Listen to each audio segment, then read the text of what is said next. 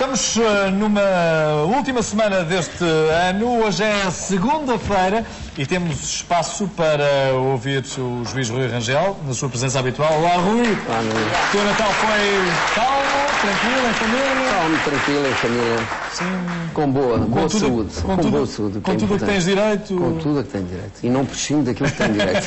Acho muito bem. Mas agora voltamos ao trabalho, não é? Exatamente. E o tema de hoje também é muito caro, por exemplo, ao nosso público, por exemplo, porque os idosos são vítimas mais vulneráveis dos burlões. É? E então vamos exatamente enquadrar esta conversa com um pequenino trabalho onde lhe mostramos algumas das práticas mais comuns. As burlas a idosos são uma realidade bem presente no nosso país. Na maior parte dos casos, os burlões conhecem pormenores da vida pessoal das vítimas. Com jogos de palavras e alguma persistência, estes indivíduos conseguem concretizar o seu objetivo e iludir os idosos. Manuel e Rosa, nomes fictícios, foram mais um caso vítima de burla. O casal, que reside numa freguesia de Santa Maria da Feira, ficou sem as poucas economias que demorou anos a amealhar. Em dezembro do ano passado, Manuel ia a caminho de casa, quando foi abordado por um casal que dizia conhecê-lo e que trazia uma suposta encomenda para a neta. Os burlões, que sabiam o nome e o paradeiro da jovem, ofereceram a Manuel boleia até casa. Manuel desconfiou, mas entrou no carro. Chegados ao destino, Rosa, esposa de Manuel, não estava muito convencida, mas o casal foi persistente e conseguiu convencer Rosa a pagar 400 € pela encomenda que alegadamente a neta dos idosos teria pedido. Quando a idosa foi ao quarto buscar o dinheiro, já era tarde demais. O burlão seguiu-a e tirou-lhe da mão o envelope que continha todas as poupanças do casal, 800 €, e disse que ia ao carro buscar o recibo. A burlona saiu também da casa de forma apressada e juntos seguiram caminho. Os dois idosos aperceberam-se rapidamente de que tinham sido vítimas de burla. Rosa ainda saiu para a rua aos gritos, mas já não havia sinal dos ladrões. Dentro da saca estava uma imitação de uma câmara de filmar. Este é um dos estratagemas usados para iludir os mais velhos, que, indefesos, são vítimas perfeitas para cair nestes contos do vigário. Rui, de contos do vigário deves tu estar já com mestrado, estás jubilado, eu sei lá, já deves ter ouvido as coisas mais estranhas. É verdade, neste domínio há muitas coisas que acontecem e que passam em tribunal. Mas é preciso dizer que aqui o direito resolve pouco. Isto é, não quer dizer que não resolva, a justiça não quer dizer que não resolva. O que é fundamental é trabalhar na área da prevenção, do ponto de vista da sensibilização. E, portanto, é preciso trabalho contínuo, sistemático, junto destas classes mais vulneráveis, que são as classes de idosos, e julgo que, de alguma forma, e é preciso deixar este apelo, a GNR e a PSP têm feito um trabalho meritório no sentido de sensibilizar as pessoas com campanhas de esclarecimento, porque normalmente, aliás, houve um ano em que registrou-se um aumento grande deste tipo de burlas junto dos idosos. Este ano não há um aumento significativo, há casos, existem situações, e evidentemente depois a Justiça faz já quando a casa está arrombada. E, portanto, aparece a Justiça a tentar resolver o problema. E, portanto, há aqui um problema preventivo que está a montante disto, que é preciso ser tratado, que é a sensibilização, que é dar um conjunto de conhecimentos às pessoas, primeiro para não falarem com desconhecidos, segundo, este tipo de personagem aparecem sempre com o mesmo perfil, pessoas bem vestidas, muito bem falantes, muito prudentes, muito cautelosas na abordagem que fazem às pessoas, e portanto têm sempre depois um elemento de referência, ou é um familiar, ou é um amigo em comum, ou é um vizinho, e portanto por vezes aparecem sozinhos, e fazem a abordagem, depois de fazer um estudo do terreno e um estudo, digamos, dos hábitos daquelas pessoas, fazem uma abordagem à pessoa, outra vez aparecem com um cúmplice, e aí é que é o verdadeiro conto do vigário, não é? Porque aparece depois uma pessoa que está, digamos, que está trabalhada com ele, com o burlão, a dizer, não, eu conheço essa situação, eu conheço essa pessoa. E essa pessoa, de facto, tem, sim, um fulano de tal. E, portanto, e é evidente que há uma conversa que está completamente armada, não é? Completamente armada, no sentido de levar as pessoas a serem enganadas. E, portanto, a campanha de sensibilização é fundamental. Há um traço comum. comum. Evidentemente que as pessoas, muitos destes tipos de situações acontecem porque fazem um apelo também às pessoas, aos idosos, que têm a possibilidade de ganhar qualquer outra coisa. E aparecem, por exemplo, a identificar como sendo da Segurança Social, como sendo de entidades bancárias, e evidentemente que as pessoas não devem ter todo o cuidado, não falar com desconhecidos, não dar referências a pessoas desconhecidos, nem dar elementos digamos, identificadores da sua vida. Por exemplo, Rui, que é muito comum, e desculpa interromper, ao telefone, nunca dar informações sobre os seus hábitos de vida ao telefone. Sobre os seus hábitos de vida ao telefone, muitas vezes a abordagem é feita diretamente, não é tanto por telefone, mas acontece... Mas já como preparação do terreno, não é? Para tentar perceber os hábitos todo daquelas o tipo de pessoas que sejam desconhecidas, as pessoas não devem permitir muita conversa, senão devem recorrer, como são pessoas idosas, porque há de facto a pessoa que faz isto tem uma superioridade do ponto de vista, digamos, do raciocínio mental.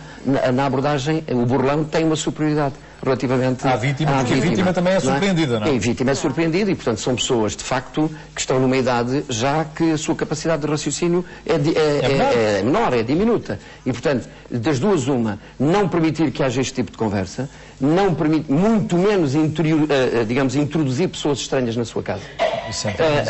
Isto não devem fazer. Não devem fazer e, naturalmente, que, se tiverem alguma dúvida, ter o número da GNR ou da PSP e falar imediatamente com a PSP e com a GNR, mas devem ter, as pessoas que forem vítimas desta situação, e os idosos é de facto uma classe muito suscetível a este tipo de abordagem, devem tentar, e eu acho que é o conselho que se deve passar lá para casa, devem tentar tirar o máximo de referências possíveis. Isto é, o tipo de pessoa, se é de raça branca, se não é de outro tipo de raça, vestígios que tenha, se é alto, se é baixo, matrícula do carro, cor do carro, isto é, há um conjunto de dados que devem imediatamente tentar observar. Para quê? Para que, obviamente, sejam elementos que amanhã ajudem na investigação, numa eventual participação à polícia. Evidentemente que isto depois preenche um crime de burla, e aqui é uma burla que não é uma burla simples, tem uma pena até 3 anos. Neste caso concreto, não, até uma burla uma burla qualificada, não é? Porque se for uma burla simples, tem uma pena até 3 anos. Se for um crime de burla qualificada, tem que ver com o valor consideravelmente elevado, tem que ver com o prejuízo que é provocado, se é um prejuízo considerado, tem que ver também com o estado da pessoa que ficou em condições de ser burlada, isto é, se aproveitou-se de uma situação de indefesa, digamos, de fragilidade, de diminuição, digamos, psíquica e física da própria pessoa, e, portanto, há uma burla qualificada que pode dar uma pena até 8 anos de cadeia. E, portanto, Rui, deixa-me colocar-te aqui algumas questões relativamente, não a este caso concreto, mas nas situações em geral. Os burlões, caso sejam apanhados, podem sair inocentados se alegarem que o dinheiro lhes foi entregue de livre vontade? Não, porque a burla tem pressupostos. Prejuízo patrimonial, a conduta enganosa e astuciosa. Sim. A conduta astuciosa é, de facto, conduzir a alguém... não é? Sim, mas evidentemente uma pessoa que não tem nenhuma ligação com aquele idoso, que faz uma abordagem ao idoso, que o leva no engano, a fazer com que ele entregue este dinheiro, utilizando um argumento perfeitamente enganatório, dizendo que, por exemplo, que é funcionário da Segurança Social, ou que é funcionário, por exemplo, de um banco, e depois vem-se a verificar que não tem nenhuma relação com a Segurança Social. Portanto, há aqui a conduta enganosa e astuciosa. A astuciosa é aquela relação de superioridade mental entre uma pessoa e a outra, que leva com que essa superioridade, de alguma forma, manipule a própria pessoa. E, portanto, situações destas são fáceis de serem provadas em tribunal. Sim. E, portanto, esse tipo de argumento mesmo não... Mesmo que o burlão queira devolver o dinheiro que... Porque é evidentemente, isso... O devolver o dinheiro poderá dar uma atenuante. Mas nunca evita a condenação. O pedido de alguns... E estas condenações têm que ser alguns dados severas. Identificativos é também uma forma... Não percebi, Jorge. O pedido de alguns dados identificativos da pessoa que nos interpela. Sim, senhor, olha, eu vou prestar então tal pagamento, mas bilhete de identidade... Identificação, no mínimo. Pedir o elemento de identificação. Deixa-me ficar com a sua identidade. Exatamente. Portanto, não porque estas, portanto, usam uma conversa calma, paciente, muito bem vestidos, não se irritam, têm uma conversa do burlão. Se forem ler, digamos, muitos dos clássicos os nossos clássicos falam sobre isso, e portanto a conversa do burlão, uma conversa muito típica, com um discurso muito típico. É evidente que para nós é fácil perceber isso. Para uma pessoa idosa tem mais dificuldades de perceber. E por isso é que estas campanhas que as autoridades estão a fazer são campanhas fundamentais para sensibilizar, para dar, digamos, apetrechos às pessoas, para as pessoas ficarem alerta quando forem alertados por situações destas. E estas situações vão acontecer recorrentemente. Muitas chegam ao tribunal, outras não chegam. E não chegam porquê? Porque muitas vezes as pessoas têm vergonha depois de participar. Já iríamos a essa outra vertente do problema. Entretanto, vamos até à rua para ouvir alguns idosos, para sabermos se já foram vítimas de algumas tentativas, se já foram mesmo burlados e de que modo é que reagiram. Uma vez foi burlado? Para já não. Nunca fui burlado, felizmente. E nunca se percebeu que alguém o estaria a tentar enganar? Também não. Até à data não. Assim, propriamente, a tentar enganar, não. Nunca fui. Quantas vezes, infelizmente. Em que situações é que elas ocorreram? Monetárias. Situações monetárias, que foi fiado nas boas palavras das pessoas que me pediram, e eu fiquei por elas, e infelizmente paguei algumas e ainda estou a pagar outras. Profissionais, até pseudo-amigáveis, não é? Perdem-se amigos no meio desses acontecimentos. Descobre-se que não existem os bons amigos, não é? Nunca se percebeu que alguém os estivesse a tentar enganar ou impingir algo que não fosse correto? Não, nunca tive essa sorte. Esse azar? Esse azar. Que cuidados é que toma, então, para evitar esses enganos e burlas? Evito, só penso primeiro bem e depois é que eu vou controlar as coisas melhor possível. Tenta não tomar decisões a frio, então? É isso. Como é que se percebeu que havia ali umas segundas intenções? É mais telefónico, por telefone. Então, a regra geral, essas abordagens por telefone são sempre para desconfiar? Sim. Normalmente, que resposta é que costuma dar? Não está interessada nos serviços? Exato. Não estou interessada. E pronto, desligo com licença e desligo o telefone. Eu tirei o telefone fixo, só tenho telemóvel, de maneira que só atendo mesmo quando conheço os números. A melhor forma das pessoas, e nomeadamente até as pessoas com mais idade, se precaverem desses enganos e dessas burlas, será então estarem atentos a tudo o que os rodeia? Sim, eu penso que é mesmo estarem atentos, mas considero ser um bocado difícil na medida em que as pessoas mais idosas não terão certamente essa atenção. Às vezes até são coisas insignificantes, mas penso que não sei, mas oxalá que sejam, porque é um sinal de atenção à vida, porque isto hoje está difícil. Vamos então para dois detalhes que são fundamentais nesta abordagem a este problema.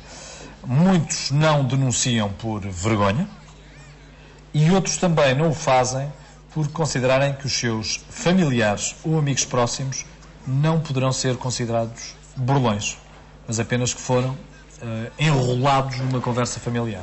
Estamos a falar de duas realidades. Dois aspectos completamente diferentes, mas que também sucedem. Sim, sucedem. E na peça, a peça dá a imagem exatamente de duas realidades diferentes. Aquelas dos idosos, não há nenhuma relação.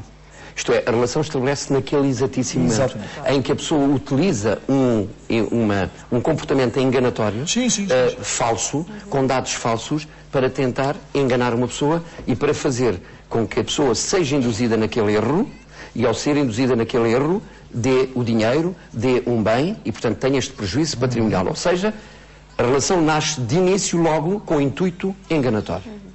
A outra realidade ali já é diferente. A outra realidade ali, há uma relação de proximidade, há uma relação familiar, há uma relação de amigo com amigo, que pede dinheiro para pagar, mas tem a intenção de pagar, e depois, por razões várias da sua vida, ou esqueceu-se ou não conseguiu pagar, e, portanto, são realidades completamente diferentes.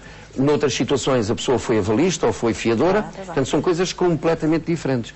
Aquele cenário que estamos a falar inicialmente, portanto, é, digamos, do tal conto do vigário, do intuito enganatório que nasce à partida e que não há nenhuma ligação entre o burlão e a vítima. Existindo alguma ligação e pode configurar...